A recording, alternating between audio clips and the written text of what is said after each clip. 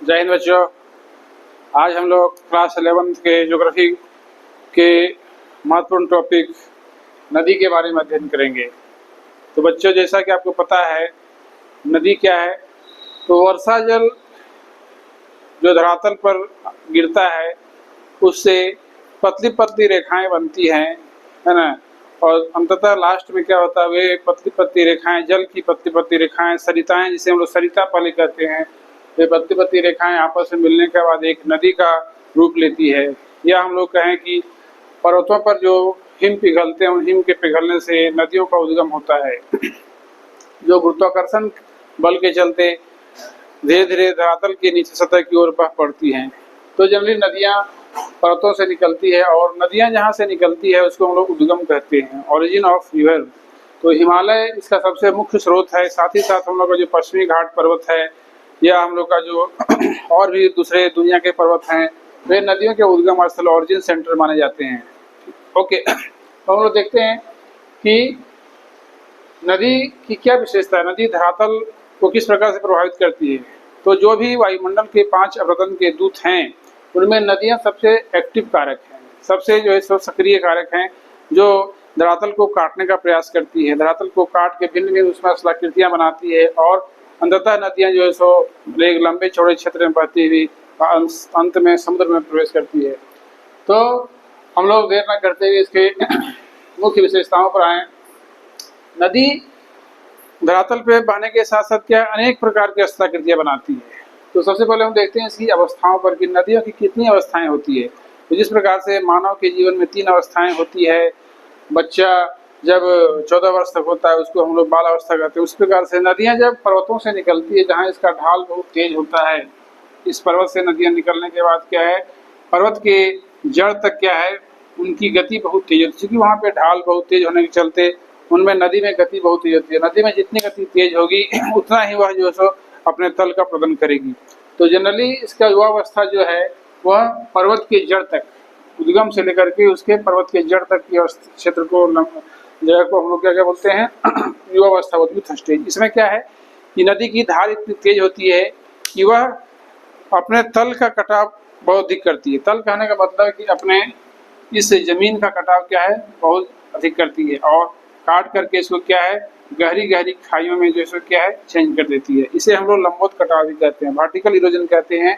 साथ ही साथ नदियां अपने हॉरिजॉन्टल अपरदन भी करती है, क्षैतिज अपरदन भी करती है। क्षैतिज अपरदन का मतलब वो अपने तल को काटती है, अपने किनारे को काटती है। तो जल का वेग इतना तेज होता है कि नदी अपने तल को कम काटती है, अपने किनारे को कम काटती है, अपने तल को ही ज्यादा काटती है। अर्थात लंबवत अपरदन बहुत ज्यादा करती है और क्षैतिज अपरदन बहुत कम करती है। दूसरा इसका पार्ट है कि जब नदी मैदान में आती है, तो मैदान में आने के बाद नदियों का ढाल, नदियों की जो ढाल है उसकी जो गति वह काफी मंद पड़ जाती है, क्योंकि मैदानों का ढाल 1 से 3 डिग्री होता है, और ढाल के घटने से नदी का वेग भी कम हो जाता है, नदी का स्पीड भी कम हो जाता है, और साथ ही साथ नदी का मलबा बढ़ जाता है, उसमें जल की मात्रा बढ़ जाती है। तो जनरली वह मैदानी भाग जो एक बहुत लंबे चौड़े क्षेत्र में फैला होता है, उसको हम लोग नदी की प्रौढ़ावस्था या मैच्योर स्टेज कहते हैं। तो जनरली जो भी नदियां हिमालय से निकलती है वो क्या है, उत्तर के भारत के उत्तरी मैदानों में आने के बाद लगभग जो है एक लंबी दूरी तय करती है, और एक लंबी दूरी तय करने के उपरांत क्या है, एक लंबे चौड़े क्षेत्र में बहने के उपरांत क्या है, अपनी प्रौढ़ावस्था में बहती है।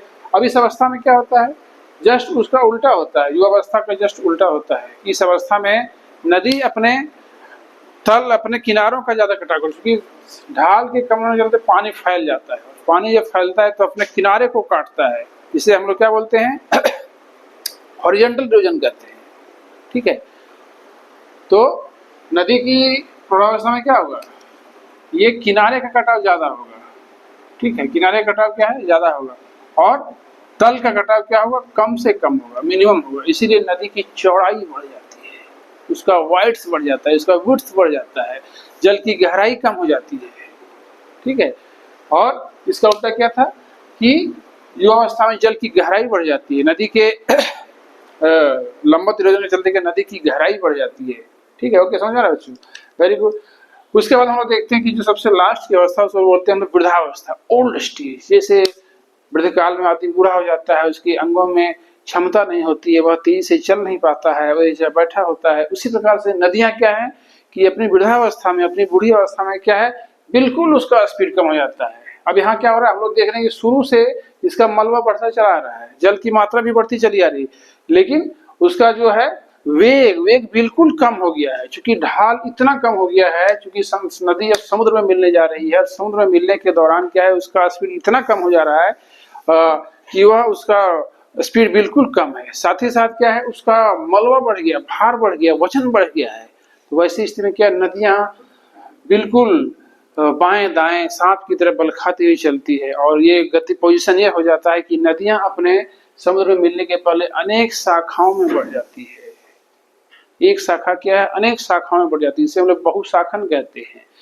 जिसका उदाहरण हम लोग देखते हैं कि गंगा जब ब्रह्मपुत्र से मिलती है बांग्लादेश के आसपास, तो जब समुद्र में मिलती तो उसके पहले अनेक शाखाओं में बढ़ जाती है, जिसे हम लोग सुंदरवन का डेल्टा के नाम से जानते हैं। उस डेल्टा में क्या है, नदी का, गंगा का अनेक ब्रांच हो गया है, पद्मा है, मेघना है, और क्या क्या बहुत सारा है, हुगली है, ये सब क्या है, उसका अनेक ब्रांच है। तो ये नदी का 3 स्टेज है, यूथ स्टेज, मैच्योर स्टेज और ओल्ड स्टेज। तीनों स्टेज आपको, हमको जहाँ तक मैं समझ रहा हूँ आपको समझ में आ गया होगा कि किस स्टेज में ज्यादा नदी की गति है, यूथ स्टेज में, किसमें मिनिमम गति है तो मैच्योर स्टेज में, किसमें बिल्कुल कम गति है तो ओल्ड स्टेज में, किसमें सबसे ज्यादा वर्टिकल इरोजन होता है तो यूथ स्टेज में, सबसे कम किसमें वर्टिकल इरोजन होता है तो मैच्योर स्टेज में।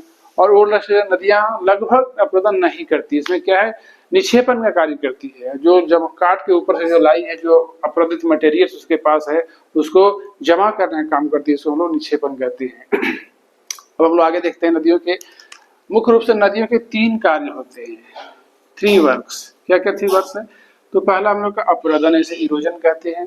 दूसरा परिवहन है, जिसको हम लोग इधर से ढोना कहते हैं, ट्रांसपोर्टेशन कहते हैं। और तीसरा हम लोग का निक्षेपन है, जिसको हम लोग बोलचाल की भाषा में जमा होना कहते हैं। लेयर बाय लेयर क्या है, जमा होना कहते हैं। तो अपरदन क्या है, इसको लोग देखते हैं। अपरदन क्या है कि नदियों का जो वेग बहुत तेज होता है, जो नदी अपनी युवा अवस्था में होती है, यूथ स्टेज में होती है, तो नदियां क्या है, बड़े बड़े चट्टानों को काटती है और काट के उसे अपने साथ बहा के ले जाती है। तो इस दौरान भी क्या है, अनेक प्रकार के अस्लाकृति होते हैं। अब क्या है, नदियां सिर्फ काटती नहीं है, नदियों के साथ अनेक कंकड़ पत्थर भी साथ चलते हैं, जो क्या है, उसके साथ टूल्स का काम करते हैं, औजार काम करते हैं, जो आपस में भी टकराते हैं और तल को भी काटते हैं, किनारे को भी काटते हैं। तो कहने का मतलब है कि वे सब तरह से इरोजन करते हैं। इसको हम लोग घर्षण, आपस में टकराने को सन्निघर्षण कहते हैं। तो इस प्रकार से नदियां का जितना वेग होगा, जितना उसका ढाल तेज होगा, नदी क्या उतना ज्यादा अपरदन करेगी, उतना ज्यादा मटेरियल से अपने जो सो तल में लेके बहा के ले जाएगी। मतलब जितना काट रही है पत्थरों को, मिट्टी को, अपने किनारे को, उसको अपरदन कहते हैं, इरोजन कहते हैं। उससे बनने वाले अस्लाकृति को हम लोग बाद में देखें, क्योंकि वीडियो बहुत लंबा हो जाएगा, उसको सेकंड पार्ट में देखेंगे हम लोग। दूसरा हम लोग का परिवहन है। परिवहन में ट्रांसपोर्टेशन, हम लोग बोलते हैं बोलचाल की भाषा में, संचार के साधन क्या है, तो ट्रक है, बस है, रेलवेज है, रोडवेज है, एयरवेज है। तो उससे परिवहन क्या है, परिवहन किसका होगा, परिवहन मटेरियल्स का होगा। जो नदियां काट रही है मलबा को, जो पत्थर को, जो टुकड़ों को, उसको क्या बहा के ले जाएगी, उसको हम लोग परिवहन करते हैं। तो एक लंबी दूरी तक क्या नदियां उस मलबे को परिवहित करती है, बहा के स्थान से दूसरे स्थान पर ले जाती है। और अंततः जब इसका सबसे तीसरा स्टेज आता है, इसको हम लोग ओल्ड स्टेज कहते हैं, जहाँ निक्षेपन का कार्य होता है। क्योंकि नदी का वेग अब घट गया है और जमीन का ढाल भी कम हो गया है, तो जो भी मलबा नदी काट के लाई है, बहा के लाई है, उसको कहीं न कहीं निक्षेपित करेगी, उसको क्या है, जमा करेगी, है ना। तो इससे भी, निक्षेपन से भी अनेक प्रकार की अस्लाकृति बनती है। तो 3 वर्क है नदी का, क्या क्या है, तो अपरदन है, परिवहन है और निक्षेपन है। अर्थात अस्लाकृति को काट के अस्लाकृति बनाएगी, अनेक अस्लाकृति बनाएगी, उसको हम अलग से पढ़ेंगे। फिर परिवहन के द्वारा क्या होता है, उसको हम लोग पढ़ेंगे। और अंतिम हम लोग का निक्षेपन की, नदियों के निक्षेपन के द्वारा कौन कौन सी अस्लाकृति बनती है, उसको हम लोग अगले वीडियो में देखेंगे। मैं आशा करता हूँ आपको ये बहुत वीडियो अच्छा लगा होगा, क्योंकि बच्चों के लिए बहुत फायदेमंद है। इसको आप लाइक करें, आगे बढ़ाएं। जय हिंद, जय भारत।